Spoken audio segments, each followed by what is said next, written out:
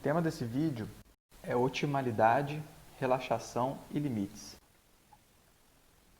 Nós temos então um programa inteiro ou um problema de otimização combinatória que é encontrar o máximo ou mínimo de uma função de um ponto x, tal que esse ponto pertence a um conjunto x grande, subconjunto do espaço dos inteiros de dimensão n.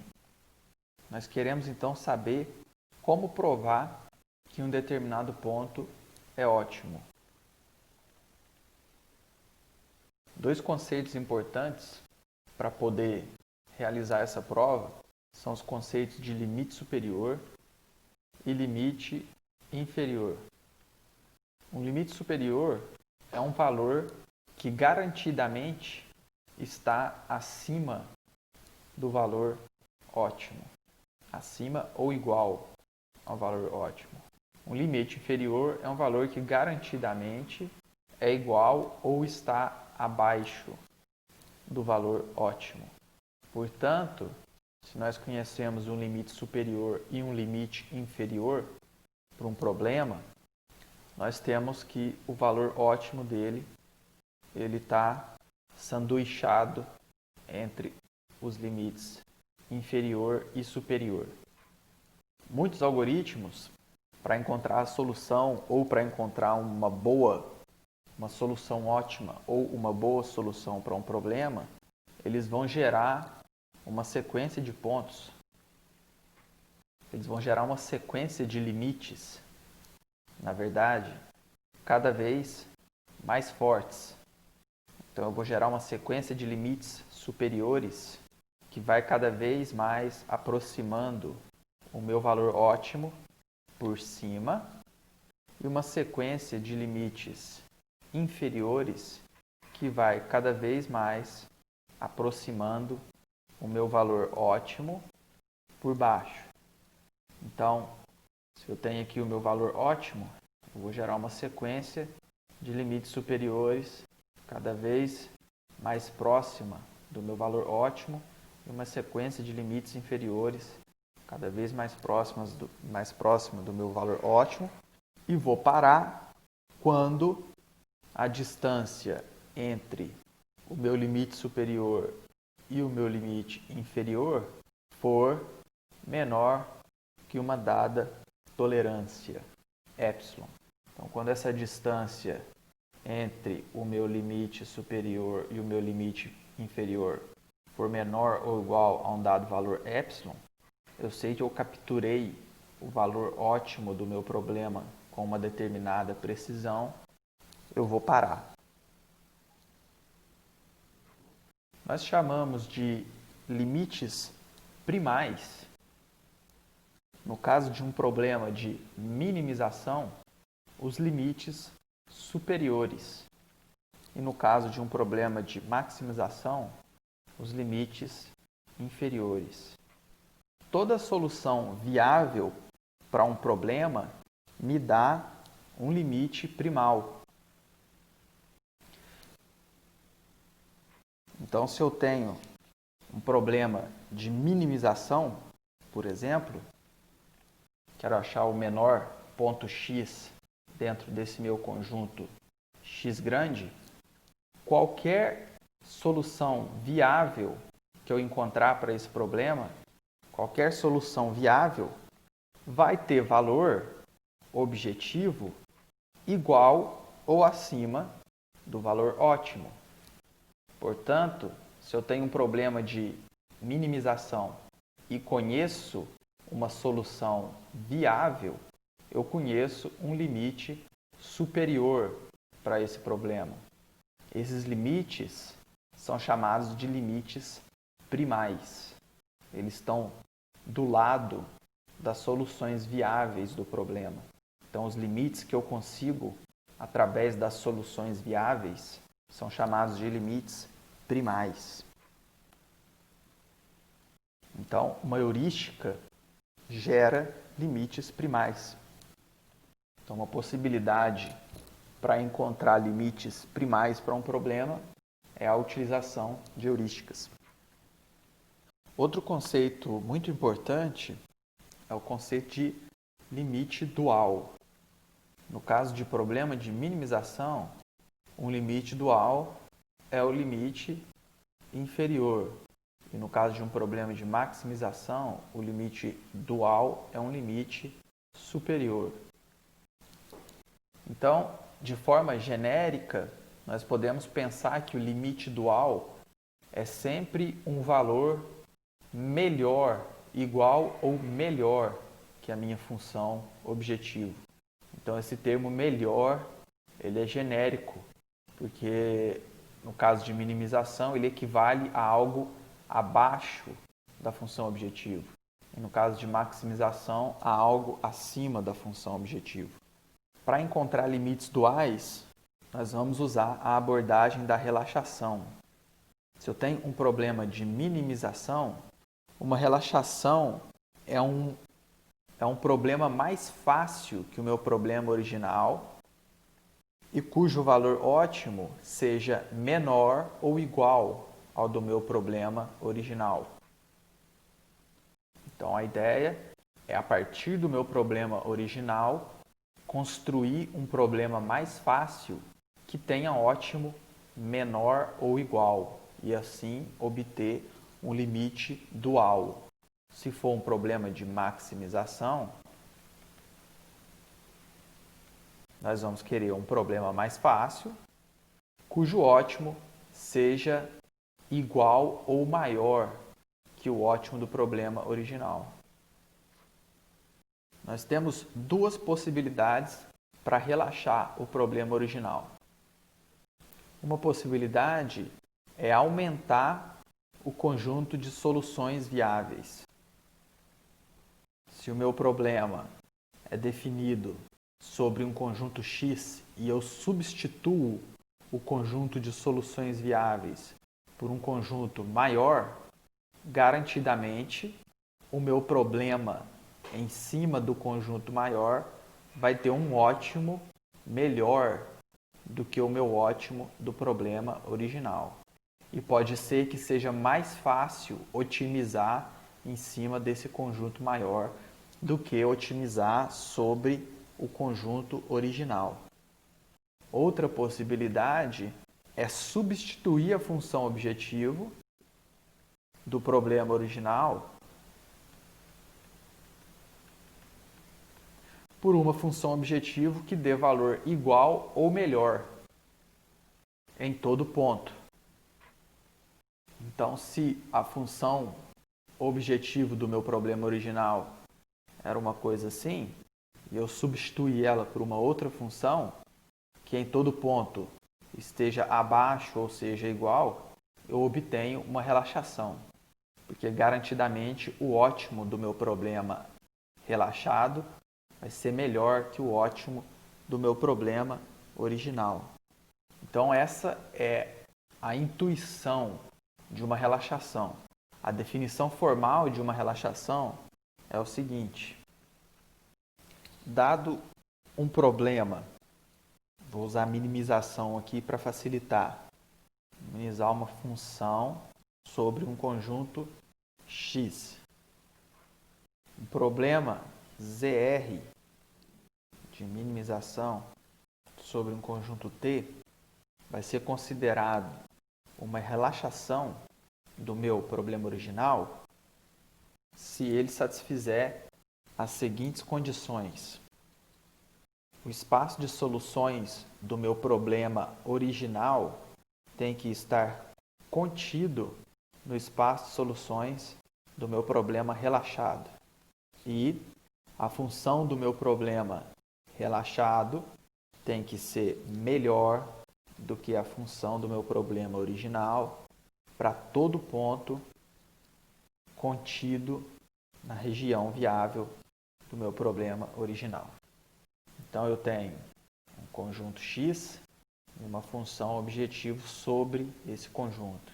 Então na relaxação eu vou aumentar esse espaço de soluções ou manter e vou considerar uma função objetivo igual ou abaixo da minha função original. Então a implicação é que se eu tenho uma relaxação, o ótimo dessa relaxação é melhor do que o ótimo do meu problema original. A relaxação mais comum em programação inteira é a relaxação que nós chamamos de relaxação de programação linear. Então a ideia aqui é que se eu tenho uma formulação de programação inteira ou inteira mista para o meu problema, eu vou ignorar as restrições que dizem que as variáveis têm que assumir valores inteiros. Quando eu fizer isso, eu vou estar aumentando o espaço de soluções viáveis do meu problema, porque anteriormente eu só permitia as soluções inteiras e agora, além das inteiras, eu vou estar permitindo as soluções fracionárias. Não vou alterar a função objetivo. E com isso nós vamos obter uma relaxação. Então a definição formal da relaxação linear é a seguinte. Então eu quero minimizar Cx. X pertence a uma formulação P ou uma região poliedral P, interseção com os vetores inteiros.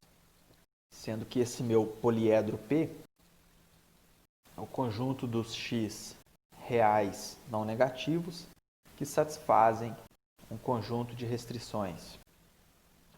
Então, a relaxação linear é o programa linear minimizar Cx com x pertence a P, ou x tal que ax menor ou igual a b e x maior ou igual a zero, equivalentemente. Então, eu simplesmente joguei fora as restrições de integralidade. E aí eu obtive a relaxação linear para o meu problema. Por exemplo, se eu tenho o seguinte programa inteiro,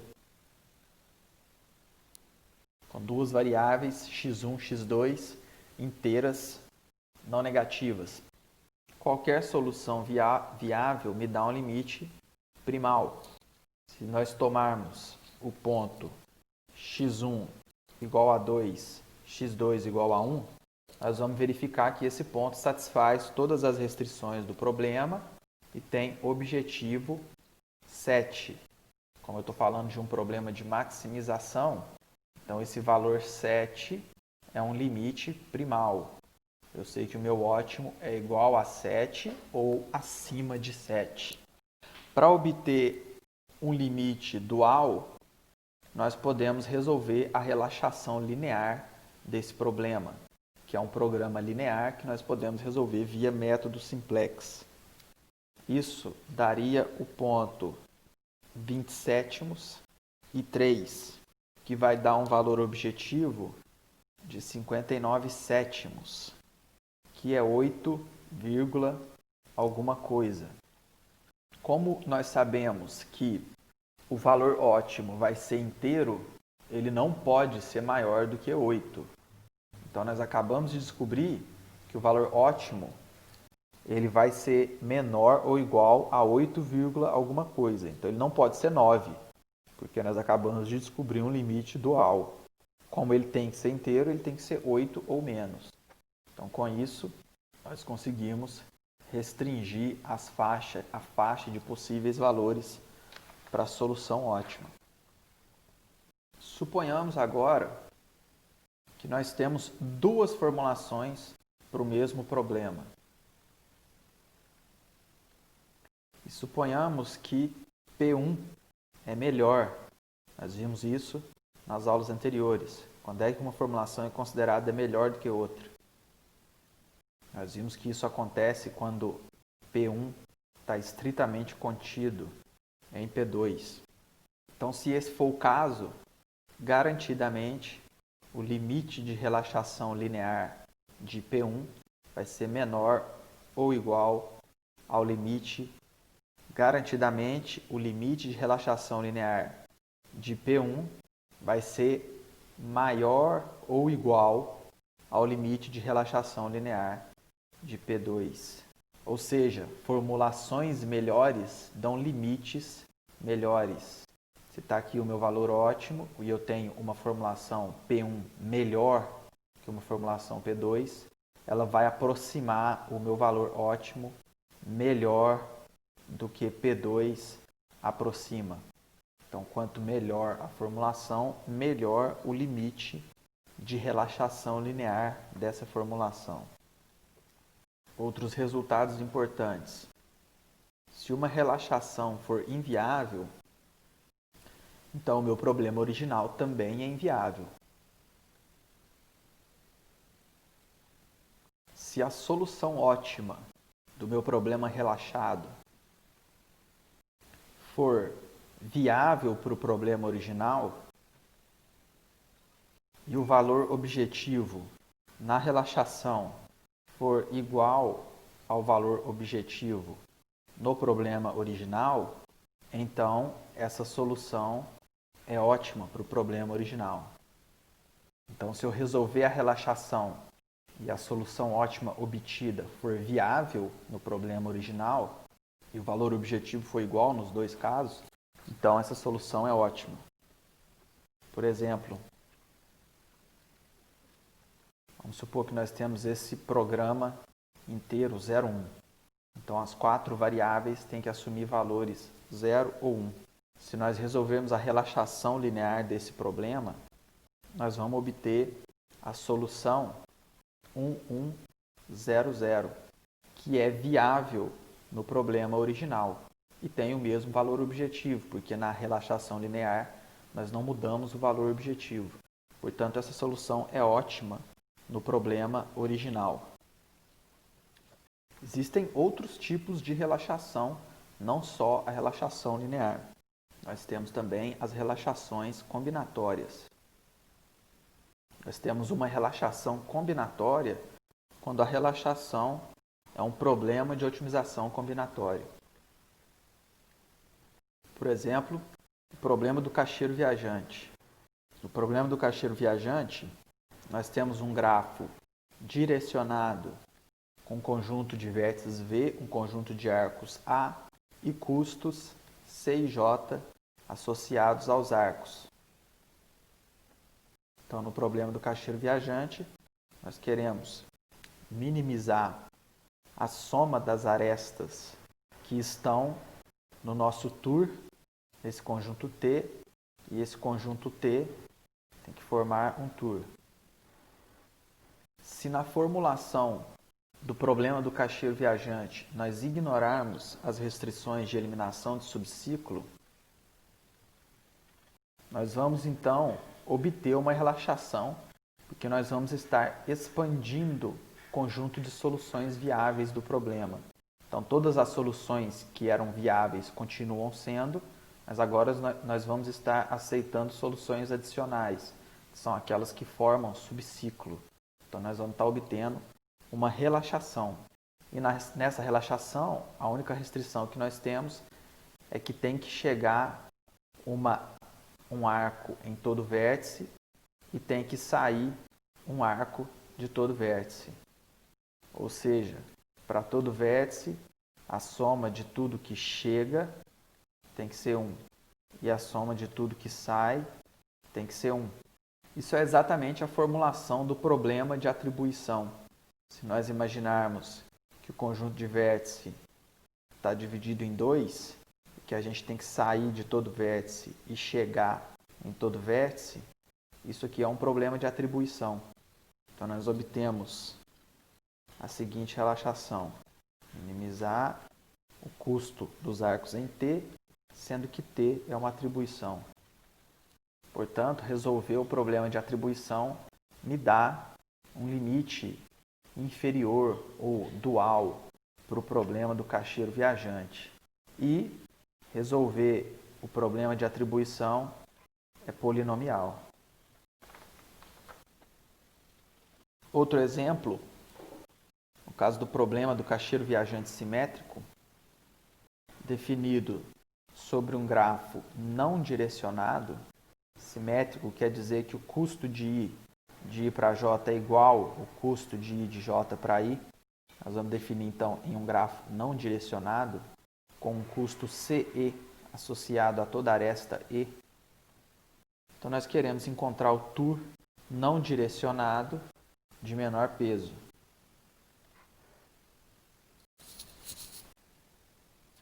Todo tour ele é constituído de duas arestas adjacentes ao nó 1 e um caminho que passa pelos nós de 2 até n, um caminho hamiltoniano.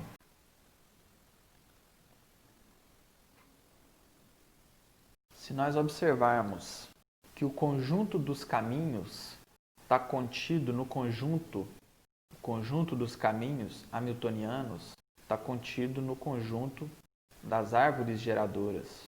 Se eu tenho um grafo, um caminho hamiltoniano é uma árvore geradora. Portanto, o conjunto dos caminhos hamiltonianos está contido no conjunto das árvores geradoras. Isso significa que se eu encontrar as duas arestas mais baratas saindo do nó 1 e achar uma árvore geradora mínima nos outros vértices, eu vou obter uma relaxação do problema do caixeiro viajante. O nome disso é one tree. Então, uma one tree é um subgrafo que tem duas arestas adjacentes ao nó 1, mais uma árvore geradora no subgrafo induzido pelos demais vértices. Se eu encontrar, então, a one tree mais barata, eu tenho uma relaxação para o meu caixeiro viajante. Então, reparem que eu posso encontrar essa estrutura em tempo polinomial e obter, então, um limite dual para o meu caixeiro viajante em tempo polinomial. Depois deem uma lida no livro do Olsey, que ele apresenta mais exemplos. Outro tipo de relaxação importante é a relaxação lagrangiana. Adiante, nós vamos ver relaxação lagrangiana com mais detalhe. Mas só para adiantar o que é, a ideia é que eu tenho um programa inteiro e vamos supor que eu tenho um conjunto de restrições difícil de satisfazer e um conjunto de restrições mais fácil de satisfazer. Então, se eu quero obter uma relaxação, uma possibilidade é jogar o conjunto de restrições difícil fora e ficar só com o conjunto de restrições fáceis. Portanto, se eu resolver o problema sobre o meu conjunto de restrições mais fáceis, eu tenho uma relaxação. Por quê? Porque quando eu tiro restrições do meu problema, então se o meu problema tinha que satisfazer o conjunto X e o conjunto A, essas eram as soluções viáveis. Se eu jogo o conjunto A fora, então todas essas aqui agora são soluções viáveis. Então eu estou aumentando o conjunto de soluções do problema. Portanto, é uma relaxação.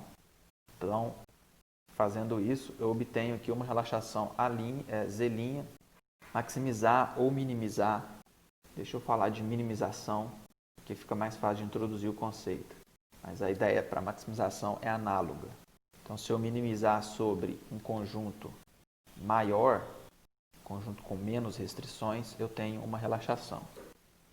Então, por exemplo, se eu tenho um problema de encontrar uma árvore geradora mínima com restrições adicionais, por exemplo, árvore geradora mínima com restrição de grau. Então, eu tenho aqui as restrições de árvore geradora e eu tenho aqui as restrições de grau. Resolver árvore geradora é fácil, porém, árvore geradora mínima com restrição de grau é difícil. Então, eu posso jogar as restrições de grau fora e usar o algoritmo de Kruskal ou Prim para achar a árvore geradora mínima. E aí eu estou encontrando, então, uma relaxação, um limite dual para o meu problema. Uma outra ideia é, ao invés de simplesmente jogar essas restrições fora, penalizar a violação dessas restrições na função objetivo. E é aqui que entra a relaxação lagrangiana. Então, se eu tenho aqui o sistema AX menor ou igual a B, eu vou associar a cada restrição dessa aqui uma penalidade U. não negativa. Eu vejo aqui que ax menos b tem que ser menor ou igual a zero. Então, em toda solução viável, ax menos b é menor ou igual a zero. Portanto, se eu considerar uma função objetivo alterada, que antes era apenas cx, mas se eu incorporar agora o produto das minhas penalidades por ax menos b, então vejam que se a minha solução for viável, então todo ax menos b dela vai ser menor ou igual a zero. Como o meu multiplicador é maior ou igual a zero, isso aqui tudo vai dar zero ou menos.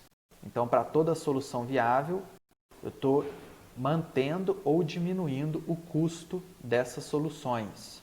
Portanto, eu tenho uma relaxação. Eu sei que a minha função objetivo, para toda solução viável, a minha função objetivo vai estar abaixo da função objetivo original.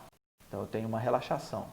E caso a minha solução viole essa restrição ax menor ou igual a b, isso aqui vai ser maior que zero. E aí eu vou estar penalizando as soluções que violam o meu conjunto de restrições relaxado.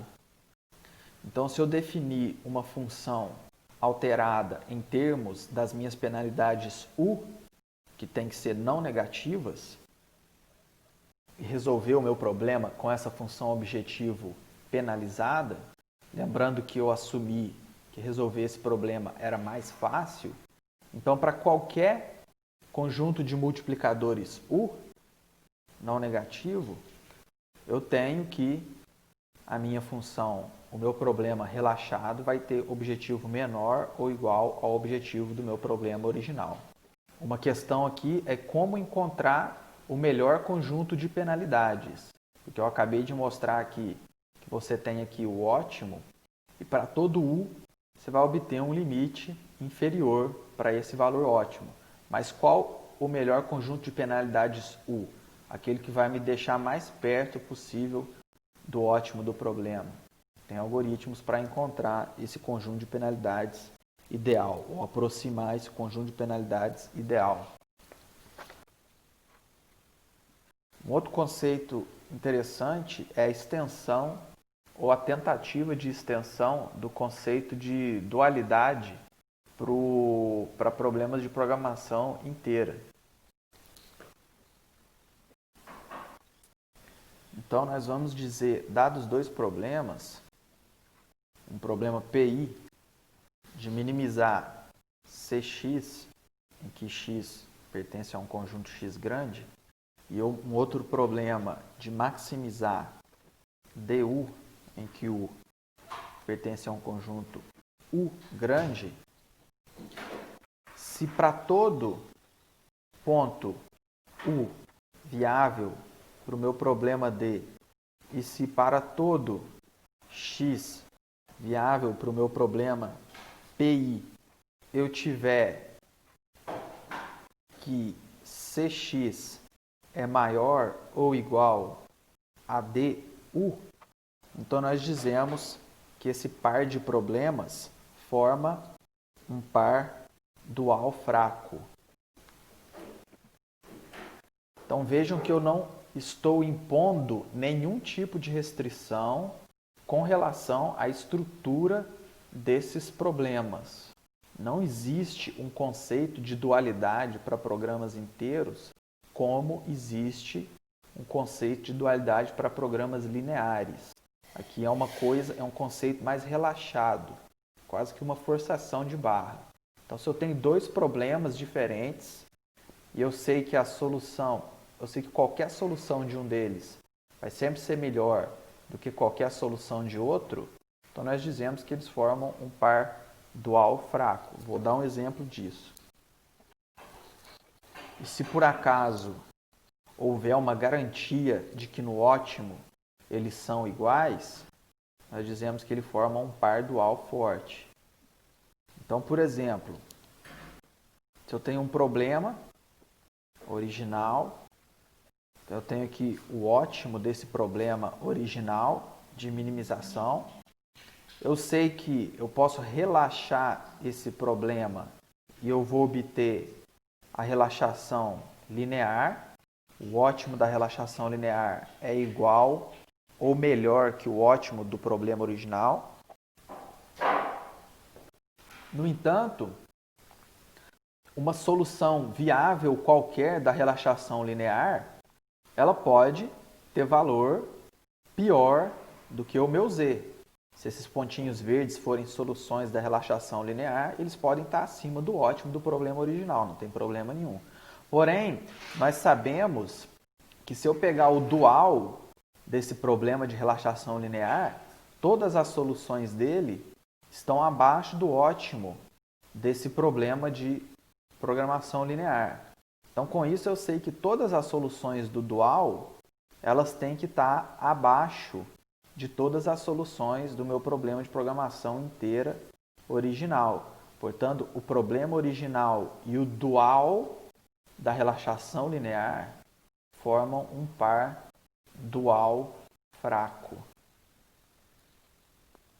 Portanto, se eu tenho um par dual fraco, dado por dois problemas, o IP e o D, se D for ilimitado, então o meu IP não pode ter solução. E se por acaso eu encontrar um par de soluções viáveis para cada problema e eles tiverem objetivo igual,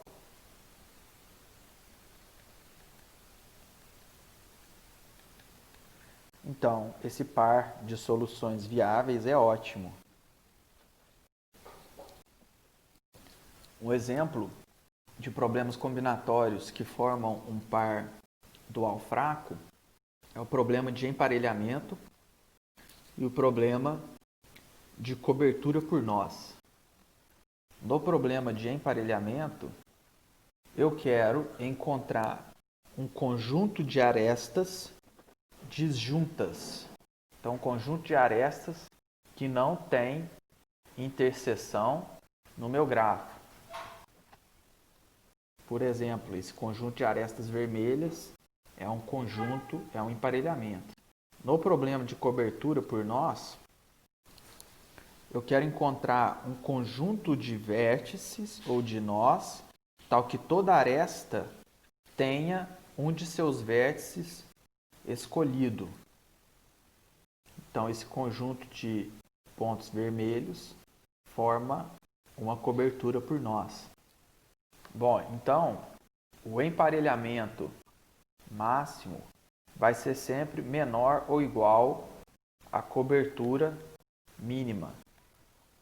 Para ver isso, é só a gente observar que todas as arestas do emparelhamento vão ter que ter pelo menos um de seus vértices na cobertura.